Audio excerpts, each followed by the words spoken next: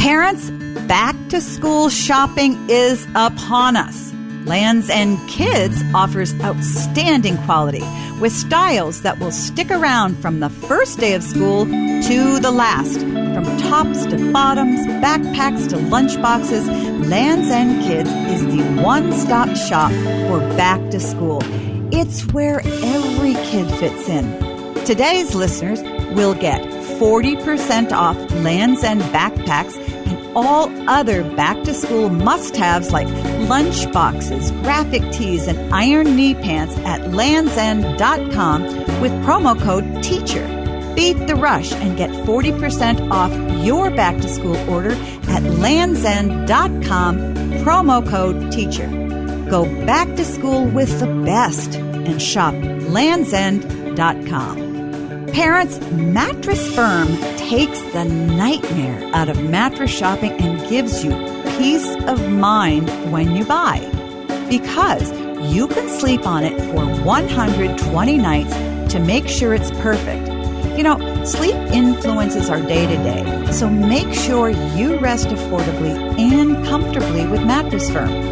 Mattress Firm is giving you 10% off when you use the promo code PODCAST10 at mattressfirm.com/podcast. Let Mattress Firm find a mattress tailored specifically to your body, all inside your budget. Shop now and sleep better tomorrow. For 30 plus years, I've seen every type of child grow up. Instead of giving me what I wanted, she gave me what I needed, which was truth. Don't let emotions win. Let truth win. Do your very best, and you should have a lot of fun while you do it. And the better you get at something, the more fun you're going to have at something. You moms and dads are wired with everything you need to be a parent to a great kid. Welcome to Parenting Great Kids. This is episode number 63, and I'm your host, Dr. Meg Meeker. Today, we're going to be talking about something that a lot of parents have asked me about, and that is computer, TV, and iPad screen time and the effects that they can have on your children. My guest is Tim Winter. Tim is the president of Parents Television Council. He's a highly sought-after speaker and interviews on this subject all the time. Tim can often be seen on shows like CNN, MSNBC, and Fox News.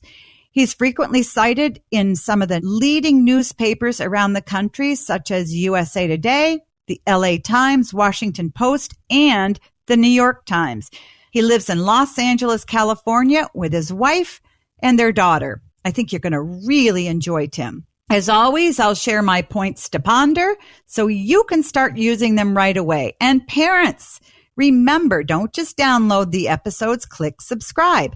Because when you do that, you are joining my parenting revolution, and every new episode will automatically show up in your subscribe list. I promise you won't regret it.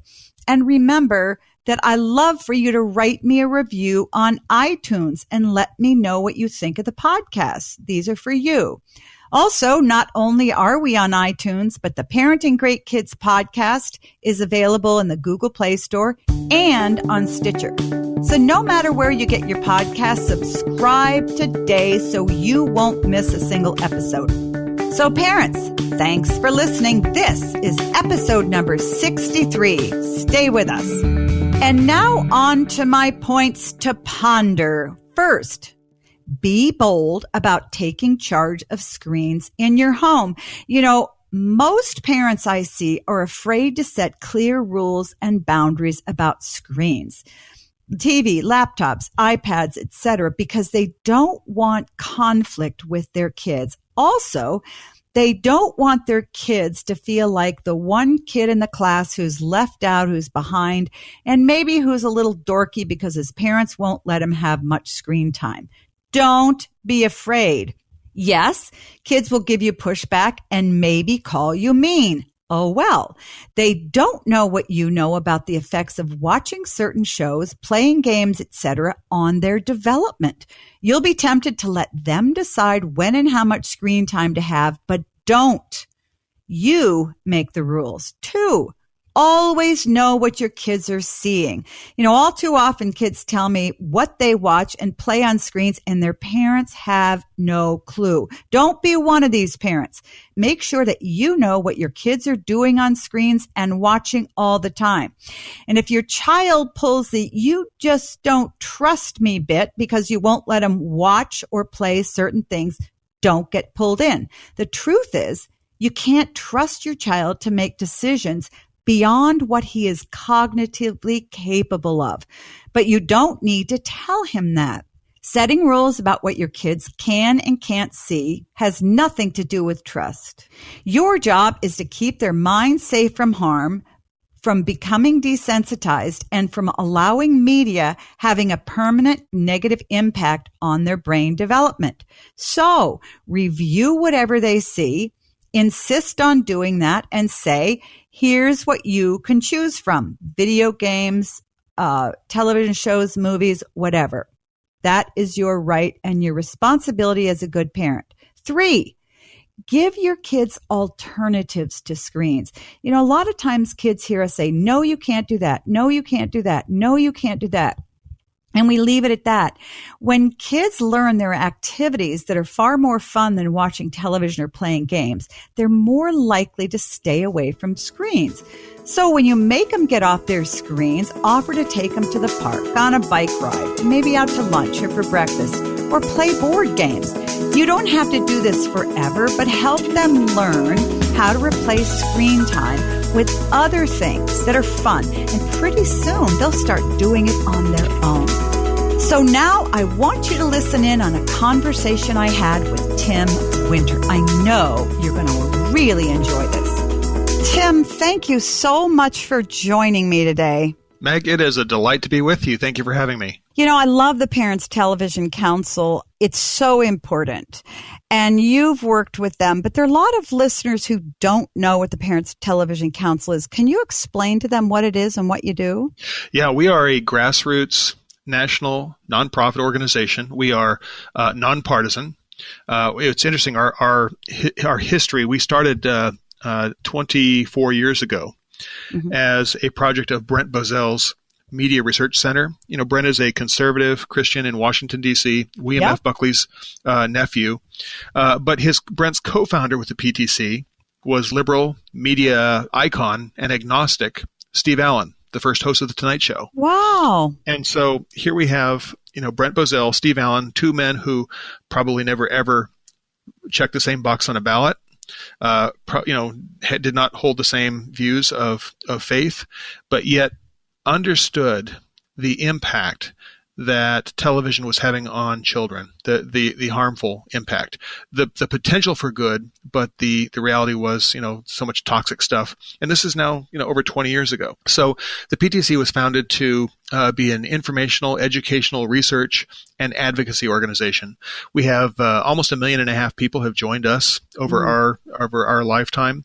And our mission is to protect children from the graphic sex, violence, and profanity that is so pervasive in today's entertainment media culture.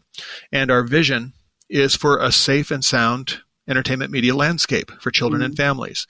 And safe and sound doesn't mean everything has to be so squeaky clean that a 5-year-old can watch. We understand that there's different stuff appropriate for different levels of ages and different tastes.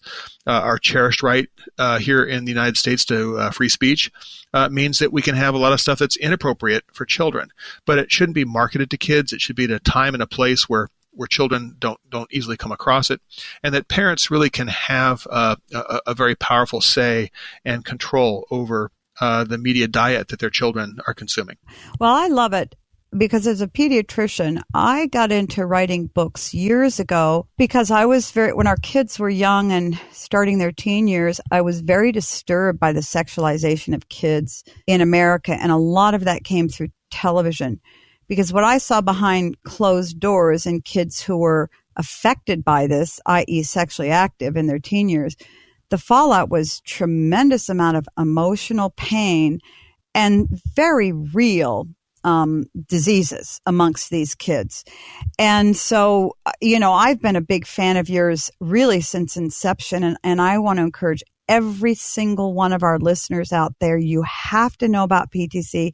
It's one of the most important podcasts we've ever done because this is really educating parents and empowering parents to actually do something, because questions about screens are some of the most common that I get. Let's talk about that. Screens are a major concern for parents. Telephones, cell phones, internet, and iPads. And many of the younger people in their teen years and 20s go, this is always the way life has been. Life on screens hasn't changed. They have no concept of life without screen. So let's first take a look at television and what kids are exposed to. And I'm just going to rattle off a few things, which is, right from your reports. You report television, a continuing pervasive medium. 1955, 44% of homes had TV. 2008, 60% of homes had cable. 2017, many people were cutting cable, but almost 60% still used it as a primary source of TV. Now it gets very startling. Children watching violent shows on television are exposed to guns or blades every 3 minutes. More than 2/3 of kids have a television in their bedroom. Children spend more time watching television than they do in school. And TV reaches children at younger ages and for more time than any other socializing institution except by the family. And finally, by the age of 18, an average U.S. youth will have seen 16,000 simulated murders and 200,000 acts of violence. That's incredible when you look at the developing brain of a child, particularly during the teen years when things are being hardwired. So it's deeply concerning to me as a pediatrician what this is doing to kids' brains, what it's doing to them socially, how they interact with people, and how it's changing their character. So all the television shows out there. What are the top 5 or 6 or 7 most offensive television shows that you're concerned hurt kids? Well, we have so many different television platforms today. It's not just the broadcast networks. When I was a kid, it was really 3 networks and a few other independent channels. Then it went to 4 and 5 and 6 broadcast networks. And now with cable, it's a 200 or 300 network universe. Right. It's tough to monitor each and every one of those networks. And then you add the advent of Netflix, Hulu, Roku, Apple TV, Amazon Prime, and you have just so many, almost, I don't want to say an infinite number, but it's a hard to quantify number of potential networks and outlets and platforms airing television programs today. There still are some regulatory rules in place for broadcast that prohibit certain things at certain times of the day. Good. Those rules don't apply to cable. They absolutely don't apply to these streaming platforms, the internet, right, and so forth, and Netflix. At least with cable, you have most of them are advertiser supported, so the advertisers have to be comfortable with the content they sponsor. So there is some sort of a gating pressure on those networks to not be overly explicit, or at least as explicit as they possibly could be without the advertiser pressure. So you have shows on broadcast that are certainly dangerous for children. One of which I'm very proud we're successful at helping to be escorted off the air because of our success reaching out to these sponsors. The show was called The Mick. The Mick was a sitcom, a family sitcom, so-called, where children were engaged in drug use, drinking, sexualization of each other, including, for instance, I don't want to be overly explicit here on your podcast out of respect for the viewers, but, sexual fantasies of a young boy who turns out that the dream he was having was about his sister. Girls taking pictures of themselves naked and sending it around and making it fun and funny. And it wasn't so much that the adults were sexualizing other adults, it was that children were sexualizing themselves and each other. Yes. So this is something that was very toxic. It was marketed as a family comedy on primetime broadcast television. And fortunately, after some unrelenting work on our part, on the advertiser front. I think we had over 30 corporations pull out of their sponsorship of the show. The network canceled the show, so that's now off the air. With cable, there's so much stuff, especially sexual violence on some of the more the edgier networks. There is a show on MTV right now called X on the Beach. X on the Beach seems like, it's MTV. You think, well, it's music oriented. No, it's not. Right. It is basically one of the most profane shows we've ever seen. I think we had over 150 F-bombs in the course of one episode just a week or so ago. So this is a show that for parents that are concerned about their children picking up dialogue and language behavior, it would go exactly opposite to what most parents would want to instill in their children. And this is a show that's on MTV, teen targeted, marketed as appropriate for children as young as 14. Then you go to a platform like Netflix. We have a very heavy campaign right now targeting a show called 13 Reasons Why. Yeah. 13 Reasons Why is most adults have never even heard of 13 Reasons Why, but I assure you, if you have children, they have heard of it. They've probably seen it. Probably not at your house, but maybe at a friend's house. And this is a show on Netflix that it centers on the lives of high school children, one of whom, a young girl, was raped, sexually assaulted, bullied to the point where she chose to end her own life through the most explicit suicide scene we've ever seen produced for any media platform whatsoever, film, television, whatever. And the episode was 13 Reasons Why She Took Her Own Life. And we've now had a second season just released by Netflix on this. When the first season released, the Google search term for "how do I kill myself" went up 26%. We've heard stories from around the country from parents whose children binge watched the show and either took their own lives, cut themselves, or became depressed even more so than whatever they were dealing with beforehand. So this is something that's very concerning to us, and it's one of those television programs that it doesn't air on the public airwaves, so there's no FCC oversight. It doesn't have TV sponsors, so there's no pushback from the corporations that underwrite the show. It's something that is bundled in there with Netflix with all the other good stuff you might want to watch.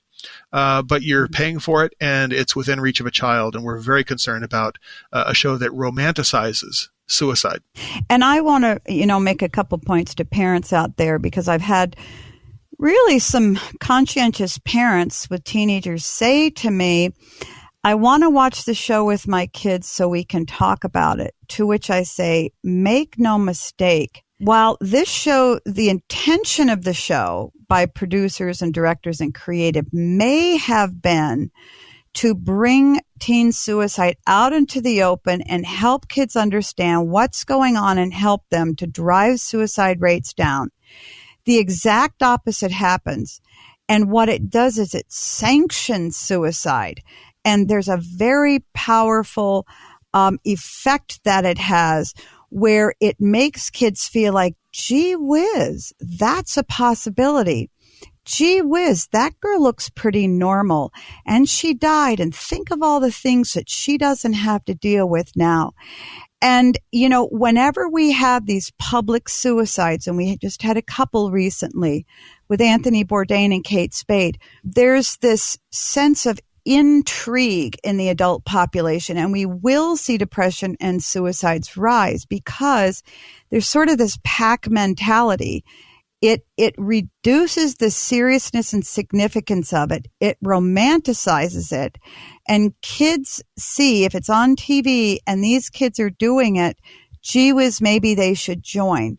It really has not only the exact opposite of effect of helping kids, but it's damaging to kids. And I will tell parents, if you have a child who is depressed or anxious, or you're concerned at all that they're suicidal, do not let them watch this show. Get them real help. Real help is not through a television show. You don't take a very serious, life-threatening illness like depression and suicidality in kids and attempt to solve problems with television.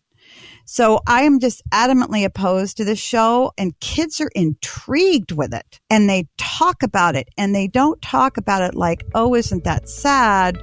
How can I help other kids? Or, gee, as I'm feeling that way, I better go to my doctor, tell my parents. The opposite happens. Let me join the pack. So I'm so grateful you brought that up. Parents, I hope you're enjoying my conversation with Tim Winter. We need to take a quick break, but please don't go anywhere. We'll be right back with more of my conversation with Tim Winter. As a busy parent, it's really hard to find time and energy to make sure you're eating well and eating right. Sunbasket makes it easy and convenient to cook healthy, delicious meals at home, no matter how much experience you have in the kitchen. That way, your family can eat better, feel better, and skip the grocery store at the same time. Just go to Sunbasket app and pick from 18 weekly recipes like fully loaded beef tacos with Mexican simmer sauce. They're paleo, gluten-free, lean and clean, vegan, Mediterranean, family options, and more. Sunbasket works with the best farms and suppliers to bring you fresh, organic produce and responsibly raised meats and seafood. And everything is pre-measured and easy to prep. You can get a healthy and delicious meal on the table in about 30 minutes. There's something for every healthy journey and every busy lifestyle. And you who have listened to my podcast before know I love Sunbasket. Sunbasket comes to my door. Everything is pre-measured. And when they say you can get great meals on the table in 30 minutes, you can. But one of the things I love most about Sunbasket is their recipes are awesome. They give me spices I would never think of using. The sauces they help you make taste so good. But again, I love the convenience and I love the taste. Also, they come in a box with a lot of packing material, and at first I was a little nervous because I thought, this is a lot for a couple of meals. But you know what? All of the packaging they use is 100% recyclable. So that made me feel really good about the packaging they use to send their meals in. Go to sunbasket.com/Meg today to learn more and get $35 off your first order. That's sunbasket.com/Meg for $35 off. sunbasket.com/Meg. Using thousands of real women's measurements, Third Love designs its bras with breast size and shape in mind so that they fit impeccably and feel even better. And now, since adding 24 new sizes, Third Love offers the most options of any brand, a total of 70 sizes. Find your fit in 60 seconds online, order, and try on at home with Third Love's Fit Finder quiz. Friends, it's actually fun, and it really does take less than a minute, so you don't have any more awkward fitting room experiences. This is hands down the most comfortable bra you'll own, and I can tell you it really is. By the end of the day, you won't be anxious to get out of your bra because you won't even realize you've had a bra on all day. They're that comfortable. From premium ultra soft smoothing fabrics to expert design features like straps that don't slip, the details really make the difference. And the labels are even tagless, so they're not itchy. And because Third Love guarantees a perfect fit, returns and exchanges are free and easy. Third Love knows there's a perfect bra for everyone. So right now, they're offering my listeners 15% off your first order. So go to thirdlove.com/Meg now to find your perfect fitting bra and get 15% off your first purchase. Friends, try Third Love. You will absolutely love it, and this will be the only kind of bra you'll ever wear. That's thirdlove.com/Meg for 15% off today. As far as other primetime TV, we talked a little bit about Netflix. I think that those sites, Amazon and Netflix and Hulu, parents feel overwhelmed because they can access them on their TV and they think, I can't possibly review every show and monitor my kids all the time. And I think they feel overwhelmed. But even on regular television shows in the evenings, talk about some of those shows that are during the quote family hour that are really bad for kids. It is overwhelming to be a parent in the 21st century with so many different media platforms within your child's literal reach. With cell phones and computer screens and pads and so forth, video games, and of course the television. It is almost impossible for parents to understand what's safe for their child and what's not safe. Parents are told by Hollywood that they should follow the content rating system that's been adopted for each of the different media platforms. Well, those content rating systems, there's one, I think most of us as parents understand what an R-rated movie means versus PG-13 versus PG. We understand that a video game that's rated M for mature is going to have, blood-soaked gun violence. There's a TV content rating system as well for broadcast and cable television. And every single show on broadcast and cable television is rated. When you turn on the TV and you see when the show starts, also when they come out of commercial, you'll see in the corner TV 14, TV PG. Mm-hmm. That is the moniker that parents are familiar with. It's similar to that from the Motion Picture Association. The difference is that each TV network decides for itself what to rate a show. There are guidelines. So there's no standard. There's supposed to be, but there's not. And what we have seen routinely, we've done a number of studies on this actually. I think the number was 93% of programs are rated inaccurately. And they are all rated inaccurately only in one direction. And that one direction is to suggest that it's okay for a younger child. And there are a couple of reasons for that. Number one is if a show is rated for adults only, audiences might stay away and the ratings are lower, and therefore the network makes less money. The second one, and this is even more, I think, more profound, there are many of the biggest sponsors in the world that have a policy. They do not sponsor TV, mature audience-only content. Therefore, what a network will do is they will take mature content rated as appropriate as for 14-year-olds. Right. And that way the advertiser goes, oh, it's 14. Okay, sure, I'll sponsor that show. And the irony of this whole content rating system is that when it was created, they said, well, we need to have an oversight board to monitor its accuracy. The Television Oversight Monitoring Board is a group of television network executives who rate shows wrong to begin with. And they assemble and they determine that the system was working just fine. And so not only do they rate the shows inaccurately, they are then the oversight. They are judge and jury and executioner, really, when you think about it. Yeah. So even, your original question was talking about what's on primetime broadcast television and what's harmful, what's safe, and what is a parent to do.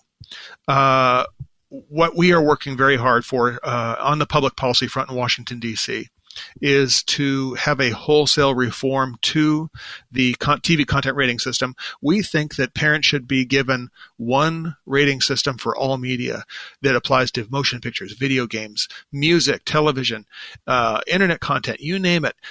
Just as we all go to the supermarket and we're walking down the aisle and we say, what's in this box? And you turn around the box on the shelf and read the ingredients. How many carbohydrates, how much protein, how many calories?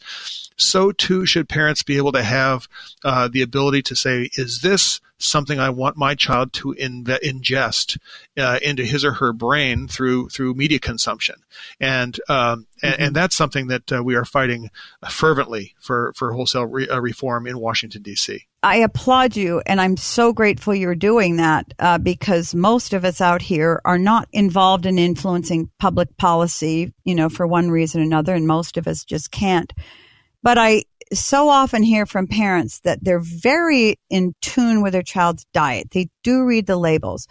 Many parents are adamant about keeping gluten away from their kids or different additives or aspartame or whatever.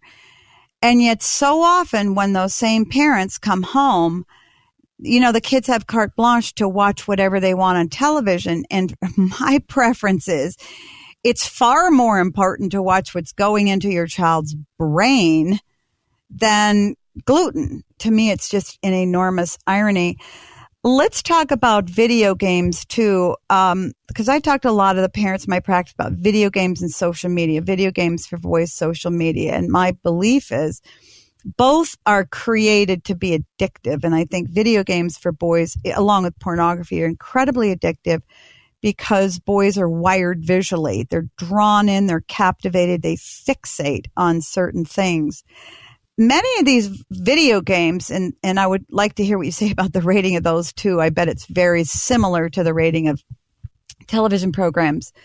And that is what these boys are engaged in the fighting is murder and rape and beheading. And these characters are so lifelike appearing.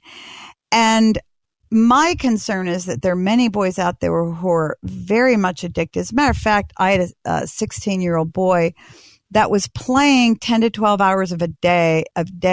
He was truly addicted, and we had to work very hard with him. And I often tell parents, because they'll say, well, if I tell my son he can't watch video games, he throws a fit. I say, well, that's a red flag to you. That's a huge red flag that he can't pull away. And so something's having control over his life.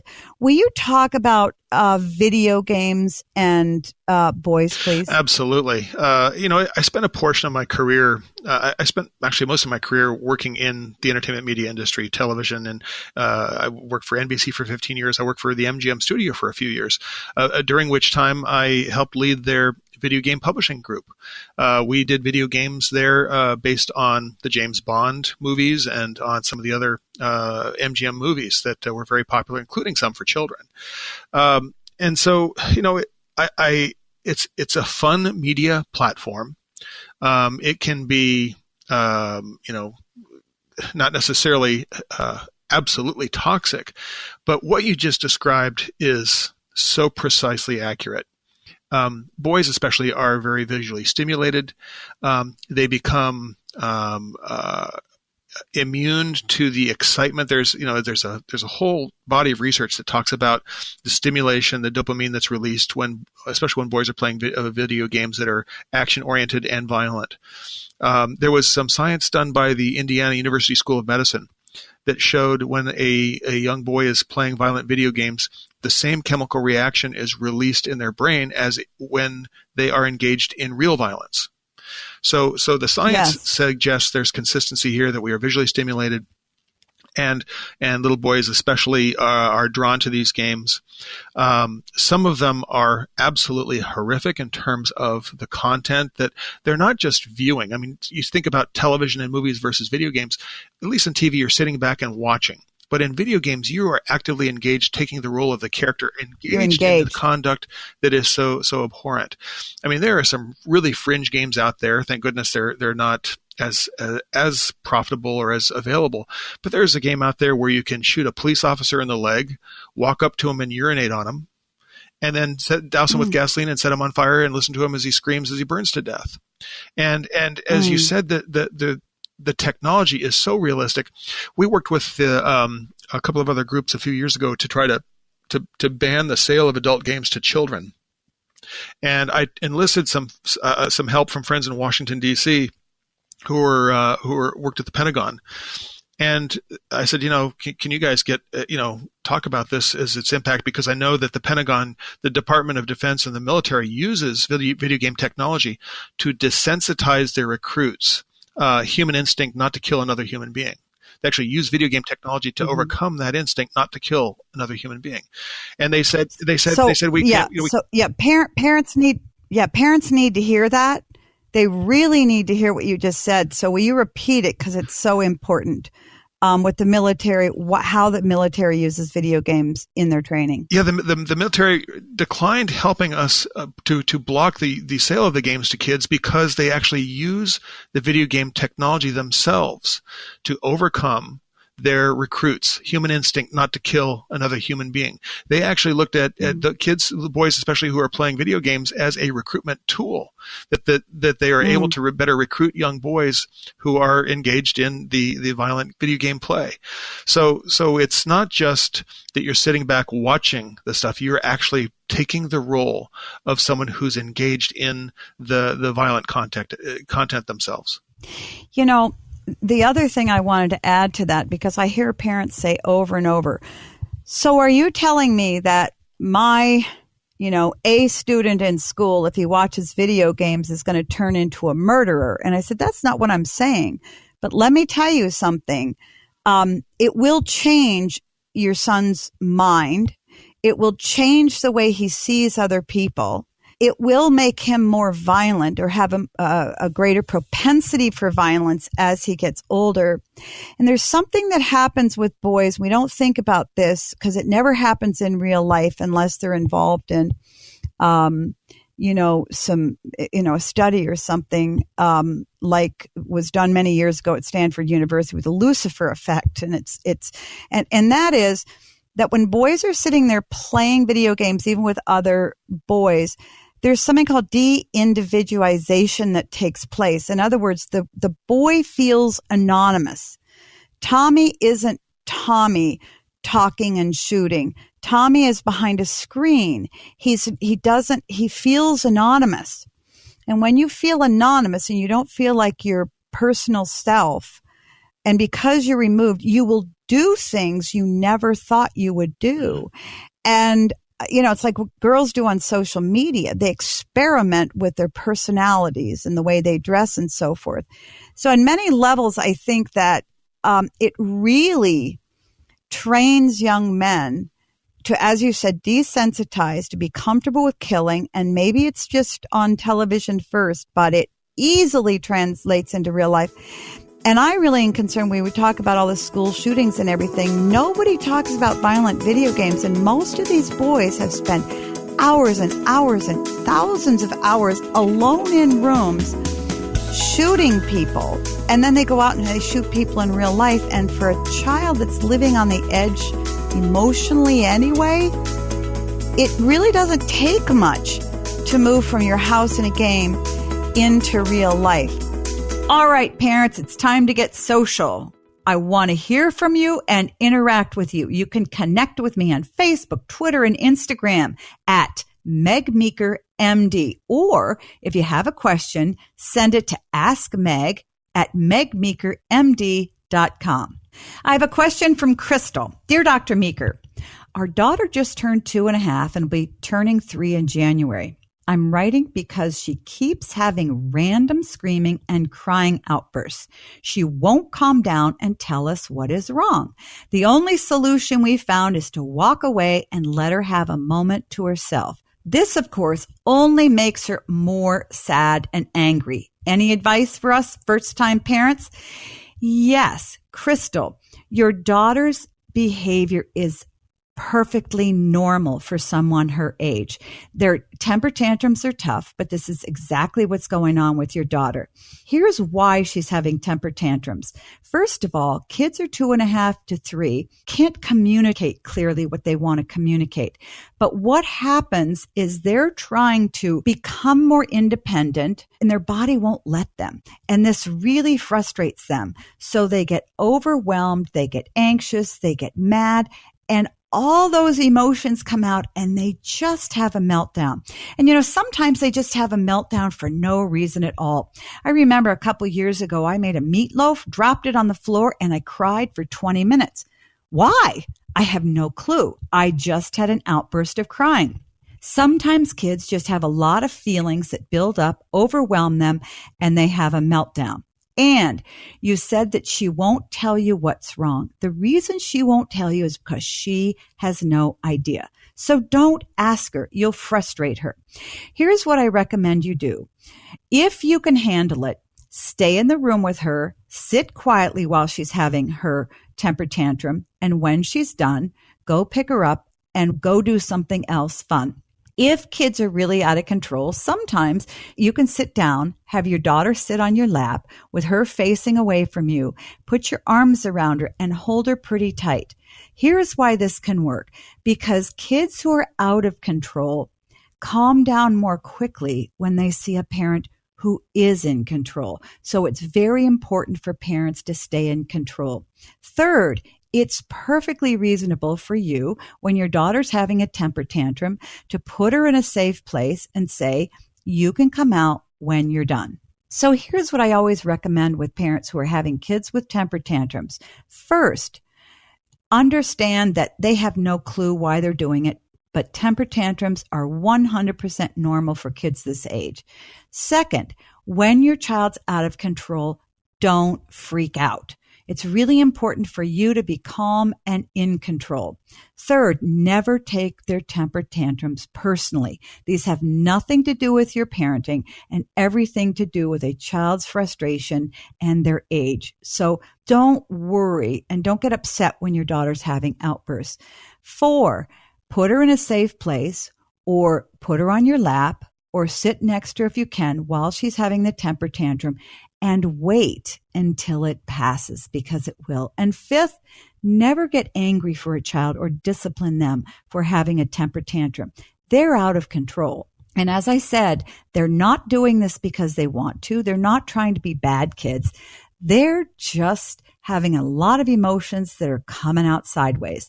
If you try to discipline them, things will only get worse. Here's another question from Sue. Dr. Meg, I'm a grandma and my son and grandson live next door to us. My grandson is 7 and a few months ago he began doing some odd facial movements, like wrinkling his nose, opening his mouth widely. He takes prescription allergy medication. I'm wondering if these movements are related to his allergy and it's still a problem, or is it just become a habit? Well, Sue, here's what I often see with 7-year-old boys and up to about age 11. They can develop tics, and tics are often developed on their faces. So sometimes a kid will do something odd, like move their eyes funny or twitch their eyes or make funny sounds with their mouth or move their mouth in a peculiar way. So often when kids develop a tic, the most important thing to do is ignore them, because if you try to say, stop that, the tic will only get worse. It'll go away on its own. It could, however, be related to his allergies. Now, usually kids with allergies don't open their mouth widely. They will wrinkle their nose. They will make funny noises to try to clear out itching around their eyes and their ears, but they usually don't do things with their mouth. So you could say, hey, how are your allergies doing? Do you feel like your eyes water or your nose is stuffy or you feel itchy in the inside? If he says, no, I feel fine, then he's having a tic. And again, don't make a big deal out of it. Have his parents not make a big deal about it, and eventually they'll go away. There's nothing serious about having facial tics. Great questions. And you know I love answering your questions, so please keep sending them in to me. You can email any question to askmeg@megmeekermd.com. That's askmeg@megmeekermd.com. I want to thank my wonderful guest, Tim Winter. Check out his website at w2.parentstv.org. That's w2.parentstv.org. Let's recap my points to ponder. 1, be bold about taking charge of screens in your home. 2, know what your kids are seeing or playing. And 3, give them alternatives to screens. Finally, I am so excited about my new course, Discipline with Courage and Kindness. I wrote it to take the mystery and the fear and the pain out of discipline for parents like me who are just really wimpy when it comes to disciplining our kids. But a well-disciplined child, well-disciplined parents leads to a happier home. So if you don't do it for yourself, do it for your kids. So until next time, parents, always remember, great kids are raised, not born. Hey, this is Bobby, producer of Meg Meeker's Parenting Great Kids podcast. We hope you've enjoyed listening to episode 63 with guest Tim Winter. And thanks to you, Dr. Meg's Parenting Revolution has grown to over 2 million downloads. You can like Dr. Meeker on Facebook and follow her on Twitter and Instagram at Meg Meeker MD. As a reminder, go to megmeekermd.com and sign up for her newsletter for giveaway opportunities and updates. And don't forget to share the podcast, write us a review, and click subscribe so you won't miss an episode.